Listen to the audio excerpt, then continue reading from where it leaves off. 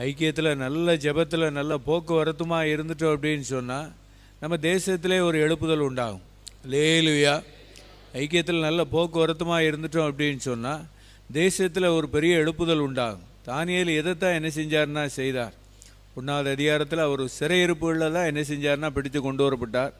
ஆனாலும் அதையும் தேவன் நமக்கு நியமித்திருக்கிற ஓட்டம்னு சொல்லி அதை நல்லா விசுவாசித்து அதில் நல்லா அடங்கி இருந்து கர்த்தருடைய சமூகத்தில் நல்ல ஜெபம் பண்ணதுனால அவர் யார் அரசாளனோ யார் இன்னார் வரணும்லாம் அவர் என்ன செய்யலை, ஜெபம் பண்ணலை. அல்லேலூயா. தனக்குன்னு நியமித்திருக்கிற ஓட்டத்தில் விசுவாச ஓட்டத்தில் நல்லா ஓடினார். அல்லேலூயா. எல்லாரும் கண்ண மூடி நம்ம ஜெபிப்போம்.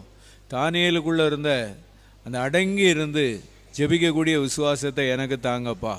எல்லாரும் வாயை திறந்து கேட்போமா. அது ஒரு சிறையிருப்பாக இருந்தாலும் நல்லா அடங்கி இருந்து ஜெபிக்கக்கூடிய ஒரு விசுவாசத்தினுடைய ஒரு ஆழமாக